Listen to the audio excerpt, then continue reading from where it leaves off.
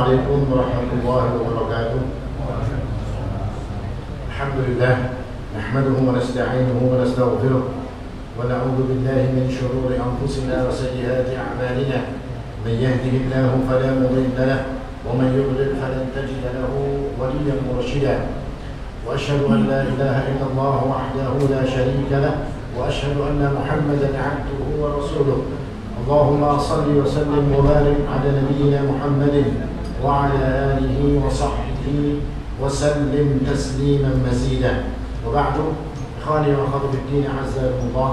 Bapak Ibu saudara-saudari sekalian yang dimuliakan oleh Allah Subhanahu wa taala. Alhamdulillah, kembali kita bersyukur kepada Allah Subhanahu wa taala atas nikmat yang Allah berikan kepada kita. Mudah-mudahan dengan adanya nikmat tersebut akan bisa menjadikan kita mempertebal keimanan kita, meningkatkan ketakwaan kita serta ketaatan kita kepada Allah Subhanahu wa taala. Amin.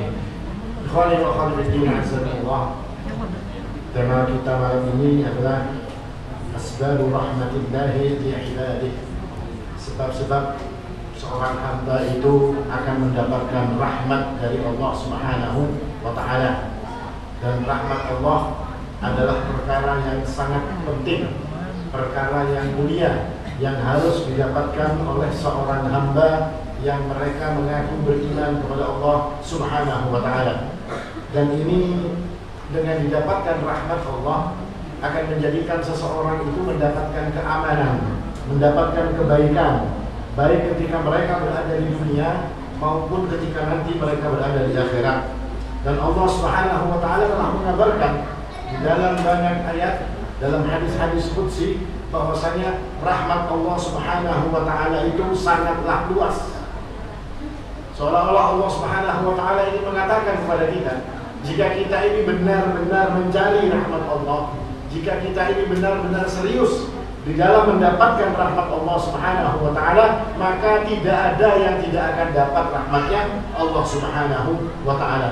Karena begitu sangat luasnya rahmat tersebut, begitu sangat luasnya rahmat Allah Subhanahu wa taala. Dan ini juga menjadi bukti, dikatakan oleh para ulama, ini adalah bukti bahwasanya siapa saja yang mau berdosa seperti apapun besarnya, ketika mereka datang kepada Allah Subhanahu wa taala untuk bertobat, meminta ampun kepada Allah Subhanahu wa taala, Allah Subhanahu wa taala pasti akan mengampuni. Sehingga tidak ada yang namanya putus asa dari mendapatkan rahmatnya Allah Subhanahu wa taala. Ya, kita ini misalnya di kolam ini iwaknya banyak, ya kan? Terus ada orang yang mengatakan, sudah saya kada mau lagi mengambil iwak di sini, repot. Padahal ikannya begitu banyak, sambil merem kita mungkin dapat iwak tadi. Tapi karena orang ini tidak serius untuk mencari ikan tadi, maka dia tidak akan mendapatkan. Begitulah rahmat Allah Subhanahu wa taala. Sehingga dilarang bagi seseorang itu untuk putus asa di dalam mendapatkan rahmatnya Allah Subhanahu wa taala. Artinya dalam keadaan apapun jangan pernah berputus asa dari rahmatnya Allah. Bahkan Allah memberikan contoh yang orang ini paling buruk sudah. Apa kata Allah Subhanahu wa taala? Qul bi ibadiyalladzina asrafu ala anfusihim. Katakan wahai Rasul kepada hamba-hambaku yang asrafu ala anfusihim, orang-orang yang sudah melampaui batas. Artinya sudah dosanya ada keturunan, amal-amal jeleknya sudah tidak lagi dapat dihitung. Tapi kata Allah Subhanahu wa taala, katakan kepada mereka, la taqnatu min rahmatillah. Janganlah engkau wahai orang-orang yang dalam keadaan jelek tadi berputus asa daripada rahmatnya Allah Subhanahu wa taala. Nah, ini larangan bagi kita untuk berputus asa. Artinya seorang muslim itu tidak ada dalam kamus mereka putus asa untuk mendapatkan kebaikan. Tidak ada. Kebaikan itu akan terus dicari sampai kapan? Sampai nanti mereka mati.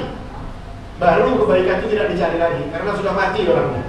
Selama mereka masih hidup, maka tidak ada kata putus asa untuk mencari kebaikan di sisi Allah Subhanahu wa taala. Kadang-kadang kita ini kalau melihat, mungkin kalian pernah melihat di WhatsApp ada video orang yang mohon maaf saja tidak punya kaki, tidak punya tangan, atau punya kaki atau punya tangan tapi tidak punya kaki, artinya berjalan merangkak menuju ke masjidnya Allah Subhanahu wa taala. Apa yang dia lakukan untuk mendatangi masjid tersebut? Demi untuk mencari kebaikan.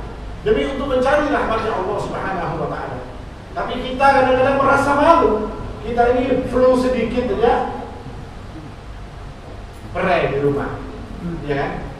Ada tamu, kada jadi ke masjid. Padahal tamunya bawain ke masjid kan bisa. Tapi kita libur karena ada tamu, karena ada ini, karena ada itu. Akhirnya ketika kita melihat orang-orang yang seperti ini, kita menjadi malu. Kenapa? Orang tersebut terlihat sangat tidak berputus asa. Dia tidak berputus asa untuk mendapatkan kebaikan di sisi Allah Subhanahu wa taala. Sampai dalam keadaan seperti itu pun dia masih ingin melaksanakan kewajiban yang Allah Subhanahu wa taala wajibkan kepada mereka. Dan Rasul sallallahu alaihi wasallam mengatakan kepada kita dalam sebuah hadis qudsi, Allah Subhanahu wa taala berfirman, Allah mengatakan, "Inna rahmati taghlibu ghadabi." Sesungguhnya rahmatku itu mengalahkan amarahku, kata Allah Subhanahu wa taala. Artinya, pokoknya kalau ada hamba mau mencari rahmatnya Allah, pasti dapat. Kalau dia mau cari rahmatnya Allah, pasti dia akan mendapatkan rahmat Allah Subhanahu wa taala. Dan dalam hal ini dikatakan juga oleh para ulama, Allah ingin mengatakan dengan mengatakan bahwasanya rahmatku mengalahkan amarahku, seolah-olah Allah ingin mengabarkan kepada kita hamba-hambanya, Allah itu tidak suka untuk kita ini masuk dalam neraka. Allah itu sebenarnya tidak senang untuk mengadab kita di dalam nerakanya Allah Subhanahu wa taala. Karena Allah itu begitu rahmat, begitu kasih sayang kepada hambanya, sampai dia ini tidak mau sebenarnya untuk menyiksa hambanya di dalam neraka. Tapi yang jadi masalah, hambanya yang tidak paham, hambanya tidak ngerti kalau rahmatnya Allah itu begitu luas. Sehingga ketika mereka diajarkan, diajak untuk menuju ketaatan kepada Allah, mereka kufur, mereka ingkar, mereka bermaksiat kepada Allah Subhanahu wa taala.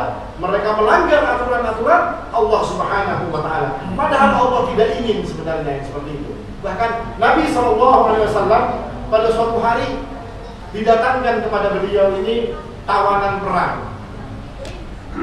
Dan di antara tawanan perang itu ada seorang ibu dan seorang bayi yang kemudian keduanya ini terpisah.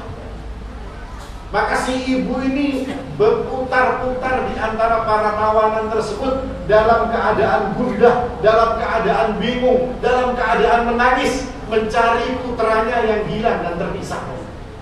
Berputar-putar dia terus sampai kemudian dia temukan di satu tempat putranya tersebut. Setelah dia melihat putranya, lalu dia angkat anak tersebut, dia cium anak tersebut, dia peluk anak tersebut, dan dia susui anak itu tadi. Maka Nabi SAW di depan para sahabat, beliau mengatakan, "Atarawna hadhihi tarihatun waladaha finnar?" Apa pendapat kalian, kata Rasul SAW, mungkinkah si ibu ini tadi mau melemparkan anaknya atau memasukkan anaknya ke dalam api? Apa menurut pendapat kalian bahwasanya ibu ini mau membakar begitu saja anaknya? Maka para sahabat mengatakan, qalu la ya Rasulullah, wa hiya taqdiru ala an la taqtruha. Tentu tidak wahai Rasulullah. Apalagi kalau dia ini masih mampu untuk menahan anaknya supaya tidak masuk ke dalam api, maka akan dia lakukan. Selama dia kuat untuk menahan jangan sampai anaknya dimasukkan dalam api, maka dia pasti akan melakukan. Lalu Rasulullah SAW mengatakan, Allahu arhamu bi'ibadihi min hadihi biwaladiha. Sesungguhnya kasih sayang Allah, rahmat Allah itu lebih besar daripada ibu itu tadi terhadap anaknya. Artinya ketika ibu itu tadi tidak ingin anaknya untuk masuk ke dalam api, demikian pula Allah lebih tidak ingin untuk hamba-hambanya ini masuk ke dalam nerakanya Allah Subhanahu wa ta'ala. Ini begitu besarnya rahmat Allah Subhanahu wa ta'ala, dan ini harus terus dicari. Sampai kapan kita cari rahmatnya Allah? Sampai kapan kita cari? Sampai mati rahmat Allah itu dicari. Bukan sudah pensiun kita. Itu kalau mencari duit, Pak. Ya. Kalau dia pegawai di kantor, itu kalau sudah pensiun ya sudah pensiun, kada cari duit lagi, santai di rumah, lawan cucu, ya loh. Nah sudah itu aja. Tapi kalau rahmat Allah ini dicari sampai mati. Bahkan Amirul Mukminin Umar bin Khattab radhiyallahu anhu, yang kita tahu bahwasanya dia adalah orang yang diridhoi oleh Allah Subhanahu wa taala, diridhoi oleh Rasul sallallahu alaihi wasallam. Ketika beliau ini ditikam dalam keadaan menjelang ajalnya, beliau mengatakan, Waili wa waila ummi illam yarhamani rabbi. Sungguh celaka diriku dan celaka ibuku, kata Umar bin Khattab, seandainya pada saat seperti ini aku tidak mendapatkan rahmatnya Allah Subhanahu wa taala. Masya Allah. Artinya sampai mendekati matinya pun beliau ini masih tetap memikirkan untuk mendapatkan rahmatnya Allah Subhanahu wa taala. Ini pelajaran bagi kita, Pak. Artinya yang namanya rahmat Allah itu harus terus dicari, dan rahmat Allah Subhanahu wa taala itu begitu besar. Jangan merasa takut untuk tidak kebagian rahmatnya Allah. Kalau duit mungkin kita bisa ada kebagian. Kenapa? Karena duit itu bisa dihitung. Orang sesugih apapun, ya kan? Seperti siapa semalam tuh maling itu yang menyuntan duit 78 triliun itu siapa? Ada Pak, 74-nya 78. Ada batasnya. 74 triliun 78 ada batasnya. Iya kan? Tapi seperti apa rahmat Allah Subhanahu wa taala yang ingin kita tarik untuk diri kita? Rahmat Allah itu adalah nikmat yang Allah sediakan untuk hambanya. Dan Allah Subhanahu wa taala memberitahukan kepada kita, wa in ta'uddu ni'matallahi la tuhsuha. Kalau kalian mau hitung-hitung nikmatnya Allah, mau hitung-hitung rahmatnya Allah Subhanahu wa taala, kalkulator tidak akan bisa menghitungnya. Artinya rahmat Allah, nikmat Allah itu begitu sangatlah besar sehingga tidak mampu orang untuk menghitung apa yang akan diberikan oleh Allah Subhanahu wa taala. Lalu kemudian ketika kita sudah tahu begitu pentingnya rahmat, begitu agungnya rahmat Allah Subhanahu wa taala, dan kita sadar bahwasanya diri kita harus mencari rahmat Allah Subhanahu wa taala, maka di dalam Al-Qur'an sebenarnya banyak ayat yang menjelaskan tentang bagaimana cara untuk mendapatkan rahmatnya Allah Subhanahu wa taala. Yang pertama, rahmat Allah itu akan didapat ketika seseorang itu beramal ma'ruf, nahi mungkar, menegakkan salat, membayar zakat, mentaati Allah dan Rasulnya. Sebagaimana Allah Subhanahu wa taala berfirman, "Wal mu'minuna wal mu'minatu ba'duhum awliya'u ba'd." Dan orang-orang mukmin yang laki-laki dan orang-orang mukmin yang perempuan, sebagian mereka adalah wali, sebagian mereka adalah termasuk sebagian daripada yang lain, karena mereka adalah jiwa yang satu. Ya'muruna bil ma'rufi wa yanhauna 'anil munkar wa yuqimuna as-salata wa yu'tuna az-zakata wa yuti'una Allah wa rasulahu. Sifatnya orang beriman itu kata Allah Subhanahu wa taala, mereka itu amal ma'ruf, nahi mungkar, menegakkan sholat dan membayar zakat serta taat kepada Allah dan Rasulnya sallallahu alaihi wasallam. Ulaika sayarhamuhumullah innallaha azizun hakim. Dengan perbuatan yang mereka lakukan tadi, sayarhamuhumullah, Allah akan memberikan rahmatnya kepada mereka ini. Ini salah satu sebab yang akan menjadikan orang mendapatkan rahmat kata Allah Subhanahu wa taala. Yakni yang pertama adalah amal ma'ruf nahi mungkar. Amal ma'ruf nahi mungkar ini adalah perkara yang paling utama, dan perkara ini pula yang menjadikan umat Muhammad sallallahu alaihi wasallam dikatakan sebagai umat yang terbaik oleh Allah Subhanahu wa taala. Allah katakan dalam Al-Qur'an, "Kuntum khaira ummatin ukhrijat lin-nas." Kalian ini umat yang terbaik yang pernah ada di antara manusia. Apa sebabnya mereka menjadi terbaik? Apakah karena mereka kalau perang menang terus? Tidak. Apakah karena mereka bungas-bungas? Tidak. Tapi apa kata Allah? Ta'muruna bil ma'rufi wa tanhauna 'anil munkar. Dengan sebab mereka ini amar ma'ruf dan mereka ini nahi mungkar, menyuruh kepada kebaikan dan mencegah adanya kejelekan untuk dilakukan. Ini menjadi sifat utama daripada umat Muhammad sallallahu alaihi wasallam yang menjadikan mereka dipuji oleh Allah Subhanahu wa taala. Dan paling tingginya amar ma'ruf dikatakan oleh Imam Al-Qurtubi, sebaik-baiknya amar ma'ruf adalah mendakwahkan bahwasanya hanya Allah Subhanahu wa taala yang berhak untuk diibadahi, dan sebaik-baiknya nahi mungkar adalah mencegah selain daripada Allah Subhanahu wa taala untuk diibadahi. Artinya amar ma'ruf yang terbaik itu adalah mendakwahkan tauhid, dan nahi mungkar yang terbaik adalah mencegah manusia daripada kesyirikan kepada Allah Subhanahu wa taala. Dan amar ma'ruf nahi mungkar ini ketika dikatakan menjadi sifat daripada umat Muhammad sallallahu alaihi wasallam, maka Allah akan memberikan kebaikan kepada mereka ketika mereka melakukan ini. Dan Dilarang bagi kita untuk diam atau tidak peduli dengan adanya kemungkaran. Karena dalam sebuah hadis diceritakan, hadis tentang perahu. Orang masuk perahu semuanya, lalu ada yang di bawah, ada yang di atas. Lalu kemudian yang di bawah ini kalau mau minum, perahunya hendak dilubanginya. Kira-kira kalau perahunya dilubangi, kira-kira apa? Bocor, banyu masuk, tenggelam semuanya. Nah, ini ibarat kata Nabi SAW sebagai orang yang melakukan kemungkaran.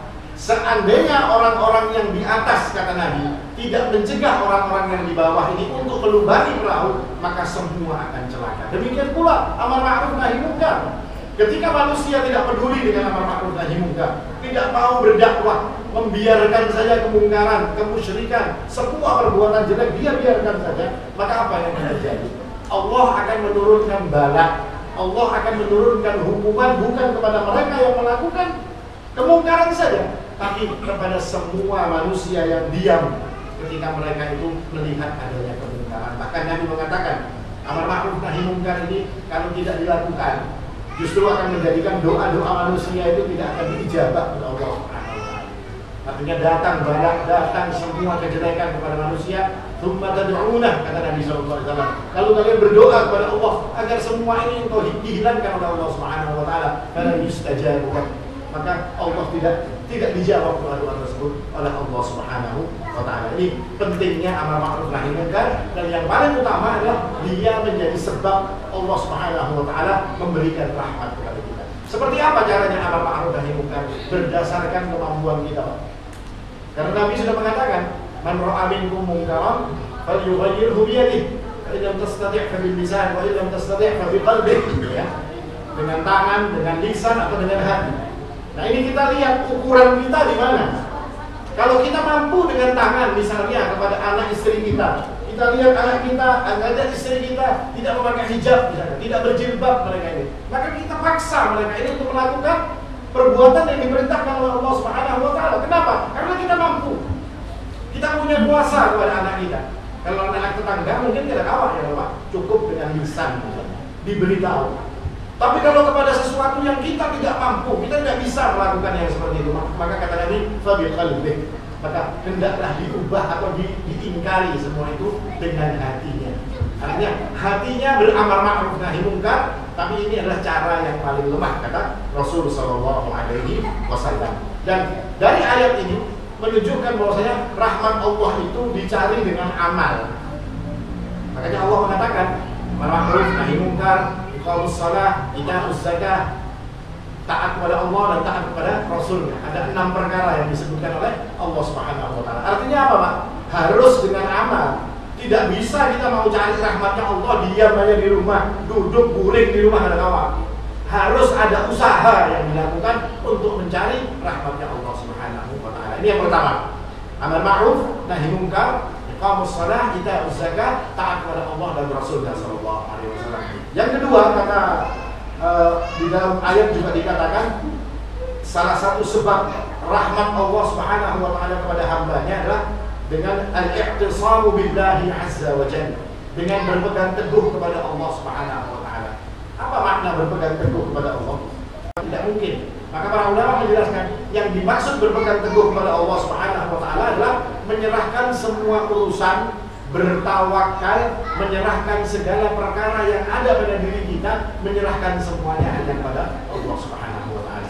Artinya ini sifat seorang mukmin, menyerahkan semua urusannya kepada Allah untuk menunjukkan apa, Pak?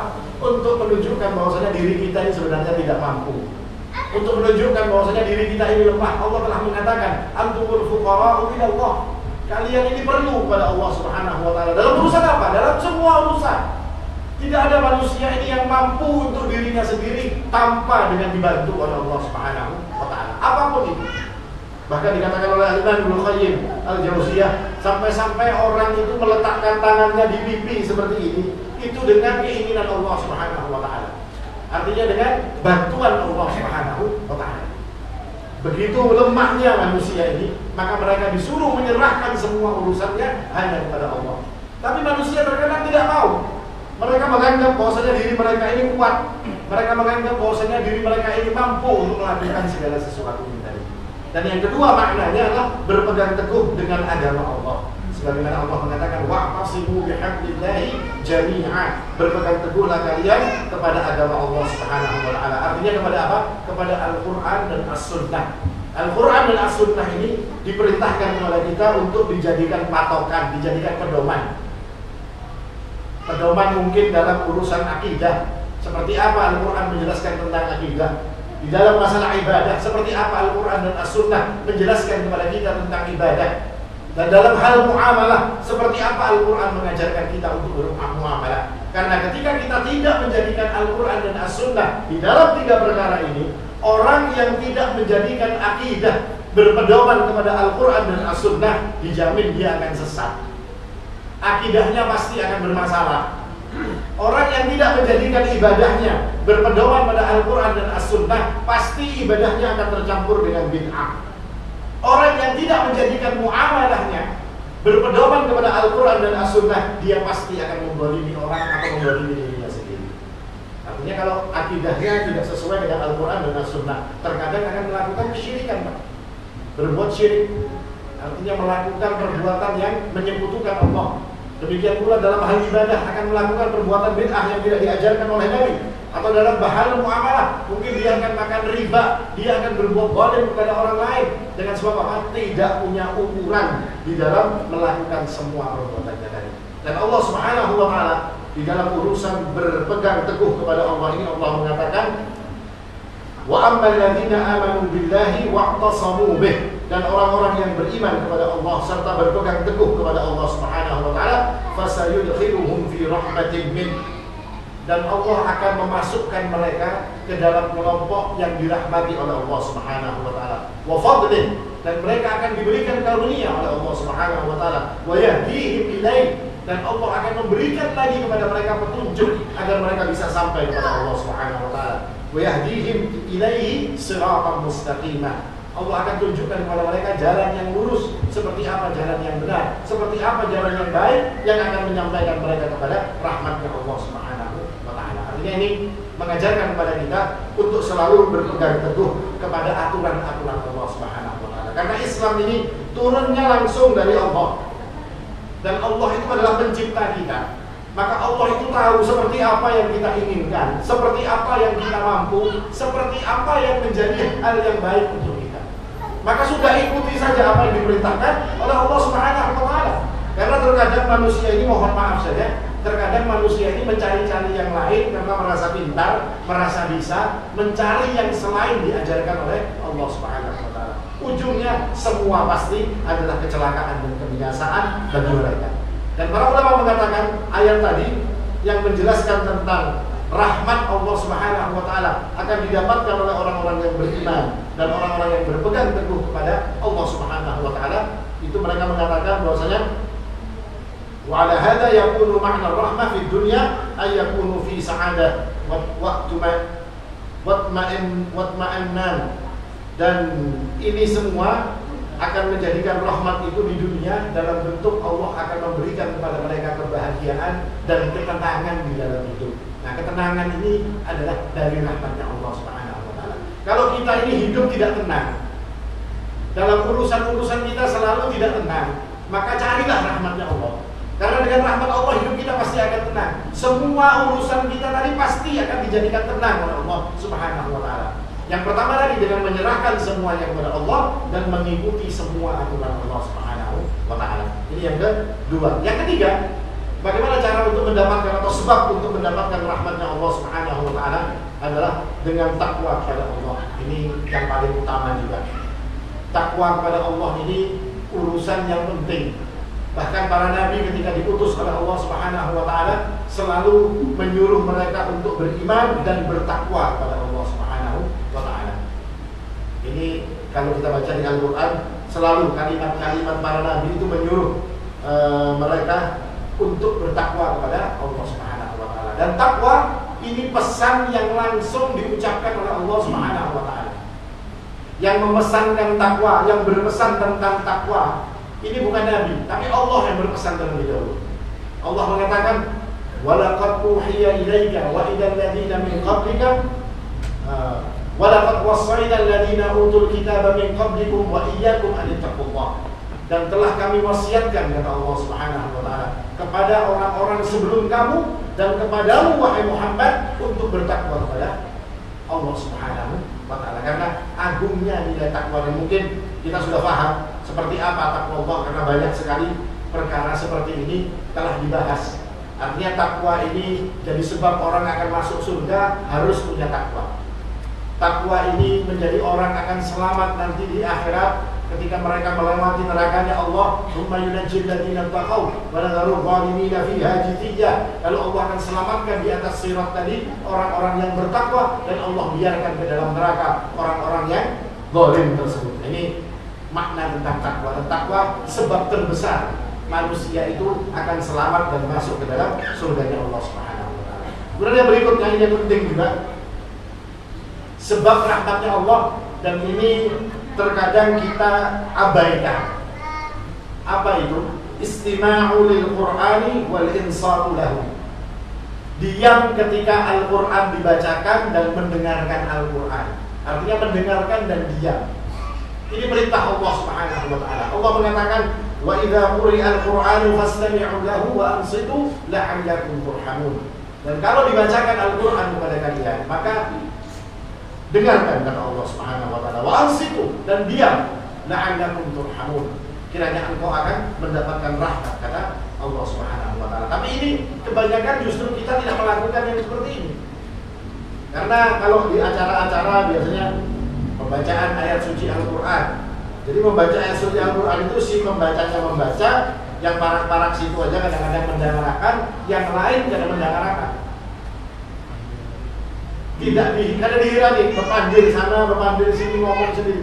Padahal ini, kata Allah, sebabnya rahmat. Kita ini kan perlu rahmatnya Allah. Tapi kok ketika Allah memberikan jalan untuk mendapatkan rahmat, kenapa justru kita biarkan rahmat ini lewat begitu saja? Bahkan Nabi SAW mengatakan, "Man istama'a ila ayatin min kitabillah, kutiba lahu hasanatun mudha'afah." Orang yang mendengarkan satu ayat saja daripada kitab Allah, maka akan diberikan kebaikan yang berlipat-lipat untuk dirinya. Wa man talaha kanat lahu nuran yaumal qiyamah. Tapi kalau orang tadi yang membacanya, maka dia akan mendapatkan cahaya nanti pada hari kiamat, kata Rasulullah sallallahu alaihi wasallam. Ini yang jarang, atau justru terkadang kita ada sabar menghadapi orangnya membaca Al-Qur'an. Jadi kalau di beberapa daerah di Jawa sana sekarang, Pak, di acara-acara itu sudah kada dibaca lagi Al-Qur'an. Bukan karena mereka ini anti dengan Al-Qur'an, tidak. Atau bukan berarti itu sesuatu yang tidak disyariatkan, tidak, bukan itu. Tapi karena ada ini supaya tidak mendapatkan dosa. Dengan sebab apa? Dengan sebab ketika Al-Qur'an dibacakan, mereka justru bicara sendiri. Jadi sudah mending kada usah dibaca dalam acara pembacaan ayat suci Al-Qur'an, kan ada lagi. Daripada ini dibaca, yang lain berpandiran, malah orang itu berdosa. Rahmatnya kada dapat, balaknya yang kena yang akan dia dapatkan. Padahal kalau kita mencontoh Rasul SAW, Nabi itu kalau dibacakan Al-Quran diam beliau. Bahkan sering sekali beliau ini menangis ketika Al-Quran itu dibaca, bahkan oleh orang lain ataupun oleh beliau sendiri ketika Al-Quran itu dibaca. Begitu menghayati apa yang dibacakan oleh Allah Subhanahu wa taala. Kita ini kalau lihat di video-video di WhatsApp, kadang-kadang ada orang-orang kafir yang diperdengarkan Al-Quran, dikasih headset, ini dengarkan, didengarkannya.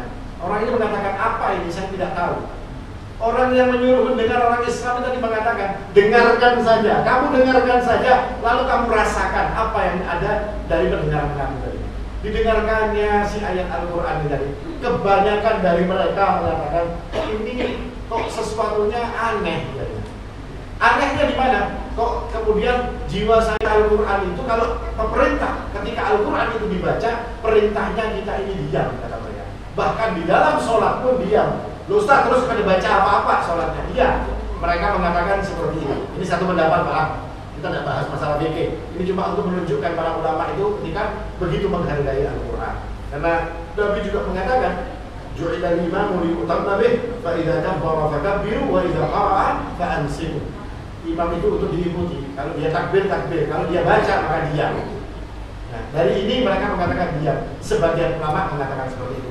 Sebagian lagi mengatakan tidak. Diam dalam Al-Quran ketika dibaca benar, tapi untuk tanggungan Al-Fatihah tetap tiap mereka harus membacanya. Ini yakni pendapat-pendapat yang ada di kalangan para ulama berkaitan dengan membaca Al-Quran. Dan Syekh As-Sa'di sahib tafsir yang punya tafsir Karimur Rahman, ini beliau mengatakan siapa saja yang selalu mendengarkan Al-Quran dan dia diam ketika mendengarkan Al-Quran tersebut, maka kata beliau fa'innahu yanalul khair, maka dia akan mendapatkan atau sampai kepada khairan katsira, dia pasti akan mendapatkan atau sampai pada kebaikan yang banyak, wa ilman azizan, dan ilmu yang kuat, ilmunya ini menjadi kokoh kata beliau, wa imanan mustamirran mutajaddidan, dan dia akan mendapatkan iman yang selalu senantiasa ada dan imannya akan menjadi selalu baru. Karena kita ini kan diperintahkan untuk memperbarui iman selalu. Jadidu imanakum bila ilaha illallah, kata Nabi sallallahu alaihi wasallam, disuruh memperbarui iman. Dan salah satunya kata Syekh As-Sa'di, maka dengan mendengarkan Al-Quran dan memperhatikan ketika Al-Quran tersebut dibaca. Akan tetapi kata beliau, orang yang mendengarkan Al-Quran atau dibacakan Al-Quran falam yastami' lahu wa yansib annahu mahrumun. Orang ini kalau dibacakan Al-Quran lalu dia tidak mendengarkan dan tidak memperhatikan, maka lalai daripada mendapatkan bagian rahmat Allah Subhanahu wa ta'ala. Nah, ini yang terjadi kebanyakan di masyarakat kita. Ketika Al-Quran dibacakan di acara-acara, mereka tidak diam, tapi mereka justru berbicara. Makanya tadi saya katakan ada sebagian yang justru meniadakan saja sudah. Ampe saja sudah membaca-baca ini daripada bikin dosa. Jadi tidak diadakan lagi. Ini salah satu sebab juga. Bisa jawab berapa? 6 menit. Hal berikutnya yang menjadikan orang itu bisa mendapatkan rahmat adalah islahu dzatil bain, mendamaikan orang yang bersengketa. Ini sebab mendapatkan rahmat. Kalau kita melihat ke diri kita, kalau ada orang yang bersengketa, biasanya orang kita apa? Mengompori ya. Tidak didamaikan tapi kita kompori supaya tambah rame, apinya tambah nyarat. Padahal perintah dalam Al-Quran, orang yang bersengketa itu disuruh didamaikan, dan orang yang mendamaikan akan mendapatkan rahmat Allah. Allah mengatakan innamal mu'minuna ikhwatun fa aslihu baina akhawaykum wattaqullaha la'allakum turhamun. Orang beriman itu bersaudara. Kalau ada perselisihan di antara mereka, selesaikan atau damaikan mereka. Karena dengan cara mendamaikan mereka ini tadi, kalian akan mendapat sebab mendapatkan rahmatnya Allah Subhanahu wa ta'ala. Ini yang harus dilakukan ketika kita melihat ada saudara kita yang bertikai. Jangan tambah dikompori, jangan tambah disuruh rame, ada. Atau kita ngeblok sana, ngeblok sini, tidak, tapi didamaikan. Bahkan begitu mulianya mendamaikan ini tadi, sampai-sampai sumpah palsu yang hukumnya haram dan dosanya besar, itu tidak jadi masalah ketika untuk mendamaikan orang yang sedang bersengketa. Dikatakan oleh Nabi, laisal kadzdzab alladzi yuslihu bainan nas. Bukanlah dikatakan pendusta orang yang memperbaiki hubungan di antara dua orang yang sedang bertikai. Ini sumpah si ini hendak baik, kesini ya sumpah si ini hendak baik. Lillahi ta'ala sumpah, demi Allah sumpah saya seperti itu. Padahal ini dusta. Padahal kalau dia di luar daripada keadaan seperti ini mengatakan demi Allah dan dia berdusta, satu dia telah melakukan dosa besar. Karena dia sumpah dengan keadaan sumpah palsu. Artinya sumpahnya sumpah yang diisi dengan kedustaan. Bahkan Syekh bin Baz pernah ditanya, wahai Syekh, saya ini mendamaikan orang, tapi kemudian dengan cara didustainya tadi. Lalu saya diminta oleh si fulan dan si fulan yang bersengketa, dua orang yang bersengketa ini, saya diminta untuk bersumpah bahwasanya saya ngomong ke A, si A ini ingin berdamai, saya ngomong ke B, si B ingin berdamai. Tapi saya tidak berani sumpah, wahai Syekh. Karena saya disuruh mereka bersumpah demi Allah bahwasanya itu betul-betul keinginan dari mereka, salah satu ini tadi. Kalau masing-masing keinginannya kayak itu. Apa jawab Syekh bin Baz? Kalau kamu disuruh sumpah 100 kali, kamu sumpah aja kata Bapak. Kenapa? Karena untuk mendamaikan manusia. Seandainya aku disuruh sumpah 100 kali, sumpah saja. Karena dikatakan oleh Nabi laisal kadzdzab alladzi yuslihu bainan nas. Tidak akan dihitung sebagai seorang pendusta, orang yang mendamaikan dua orang yang sedang bertikai. Bahkan Nabi mengatakan mendamaikan orang yang tadi jangan mengompori. Mengompori itu namanya namimah. Yang mendamaikan ini kata Nabi apa? Ala ukhbirukum bi afdali min darajati siyami was salati was sadaqah. Maukah kalian aku tunjukkan kata Nabi sebuah amal. Amal ini derajatnya lebih tinggi daripada puasa, lebih tinggi daripada sedekah, lebih tinggi daripada salat. Maka mereka mengatakan, qalu bala ya Rasulullah. Benar, kami mau wahai Nabi. Engkau tunjukkan amal tersebut. Maka Nabi mengatakan, islahu dzatil bain. Damaikan orang yang sedang bertikai. Selain ingin mendapatkan kebaikan yang seperti ini dikatakan oleh Allah Subhanahu wa taala menjadi sebab turunnya rahmat Allah kepada seorang hamba. Nah, ini hal yang menjadikan diri kita ini mendapatkan rahmat Allah Subhanahu wa taala. Lalu yang terakhir yang akan menjadi sebab rahmatnya Allah Subhanahu wa taala turun adalah al-afu, orang yang memaafkan. Tapi memaafkan ini dalam bahasa Al-Qur'an ada dua macam. Ada apa? Al-ghufran, ada al-afwu. Apa bedanya? Maghfirah dengan al-afwu ini apa bedanya? Kalau maghfirah, itu kata para ulama, kesalahan itu diampuni tapi catatannya masih ada.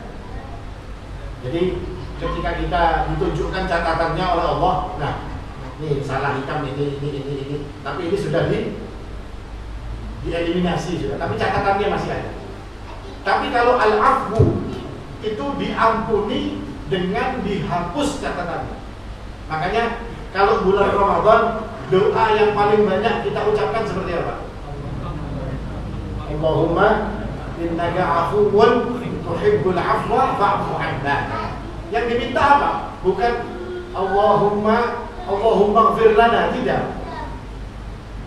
Tapi kita mengatakan fa'fu 'anna. Kita tidak mengatakan faghfir lana. Tidak mengatakan seperti itu. Kalau faghfir lana, mungkin dosanya diampuni oleh Allah, tapi catatannya masih ada. Yang kita minta apa? Al-afwu. Kenapa al-afwu? Karena al-afwu itu dosanya kita diampuni dan catatannya dihilangkan. Dan ketika manusia bisa melakukan yang seperti ini, maka mereka pasti akan mendapatkan rahmat Allah Subhanahu wa taala. Bahkan dalam Al-Qur'an Allah menyebutkan tentang masalah al-afwu, permaafan ini dalam masalah kasus pembunuhan. Artinya kalau orang itu al-hurru bil hurri wal 'abdu bil 'abdi wal untha bil untha faman 'ufiya lahu min akhihi syai'un fattiba'un bil ma'ruf wa ada'un ilayhi bi ihsan. Orang ini walinya memberi maaf. Dan kalau orang ini ada pembunuhan, dalam syariat Islam itu kan harus dikisos, harus dibalas hukum bunuh. Tapi terkadang kayak kejadian di Indonesia yang ada orang Indonesia misalnya pembunuh di Arab Saudi, lalu duta besar datang bicara tentang diat, berapa diatnya, berapa ganti ruginya akan dibayar supaya orang ini terbebas daripada hukuman mati. Subhanahu wa ta'ala, kalau ada orang yang sampai memberikan afu, memaafkan saja, maka kata Allah Subhanahu wa ta'ala ini adalah akan jadi sebab rahmatnya Allah. Ya, Ustaz, orang dibunuh kok dimaafkan. Pernah kejadian di zaman Amirul Mukminin, di zaman Amirul Mukminin, ketika ada orang diseret oleh dua orang pemuda, dibawa ke hadapan Amirul Mukminin. Lalu dikatakan, wahai Amirul Mukminin, orang ini sudah membunuh bapak saya. Akhirnya ceritanya berjalan begini dan begitu, ternyata orang ini diputuskan bersalah. Lalu dia mengatakan kepada orang-orang yang berdua ini tadi, saya mau pulang dulu ke kampung saya, mau memberitahu kepada keluarga saya bahwasanya saya dihukum mati oleh Amirul Mukminin karena kesalahan ini. Jadi tolong saya izinkan untuk pulang. Kata Amirul Mukminin, tidak bisa. Kamu ini sudah kena hukuman mati, anak bulik bisa hilang. Kalau sudah hilang, siapa yang akan mencari ke tengah gurun pasir? Ya kan tidak. Kecuali kamu punya penjamin. Maka tidak ada orang yang mau menjamin. Mungkin ada kenal orang ini tadi. Ternyata Abu Dzar yang menjaminnya. Kenapa engkau Abu Dzar menjamin orang ini? Saya lihat kebaikan pada orang ini tadi. Pergilah engkau wahai saudara, selesaikan urusanmu, aku jadi penjamin. Sampai orang ini pulang, diberi batas berapa waktu, sampai kemudian waktunya sudah parah, orang ini kan datang. Abu Dzar dinaikkan untuk dikisos. Setelah Abu Dzar berada di tempatnya untuk dikisos, dari kejauhan orang itu teriak, tunggu, jangan dulu. Dia lari sambil tergulung-gulung, ya, sampai kemudian dia sampai di tempat Abu Dzar. Dia mau ngomong disuruh diam, diam dulu, bulikakan dulu pahinakan. Jangan ngomong, jangan langsung mau diam dulu. Seperti apa? Sampai dia ngomong, setelah selesai baru dia ngomong. Maksudnya dia minta maaf karena dia terlambat. Dia minta maaf pada Abu Dzar. Maksudnya saya terlambat di dalam mendatangi tadi karena ada beberapa perkara yang harus diselesaikan. Lalu ditanya oleh Abu, kenapa kamu kok balik? Padahal kan kamu sudah ada penjaminnya. Kalau kamu tidak balik, kamu kan tidak apa-apa, tidak mati. Tapi ini yang akan dihukum. Maka orang ini mengatakan ini tentang amanat, tentang kepercayaan, tidak mungkin. Apa yang akan saya katakan kepada Allah kalau saya melakukan yang seperti ini? Maka kemudian orang yang bapaknya tadi terbunuh dan minta dikisos, melihat baiknya orang ini, mereka mengatakan, wahai Amirul Mukminin, kami maafkan. Akhirnya kada jadi dihukum mati. Bentuk aku memaafkan seperti ini kata Allah menjadi sebab manusia itu mendapatkan rahmatnya Allah Subhanahu wa taala. Demikian juga bagi kita, memaafkan orang tanpa ada catatan lagi. Maksudnya apa ini? Orang itu dimaafkan tapi sudah tidak lagi diingat-ingat di hati, sudah dilupakan, dianggap bumbunya ditutup, dimasukkan peti, petinya dikunci, kuncinya dibuang ke laut, sudah kada terbuka lagi. Artinya orang itu punya salah dengan kita memaafkannya dan kita tidak menghitung-hitungnya kembali. Ini namanya al-afu dan ini sebab daripada rahmat. Kira-kira ini yang bisa disampaikan, mudah-mudahan bermanfaat. Naqulu qouli hadza wal haqqu 'inda Allah subhanakallahumma wa bihamdik asyhadu an la ilaha illa anta astaghfiruka wa atubu ilaik. Wassalamu alaikum warahmatullahi wabarakatuh.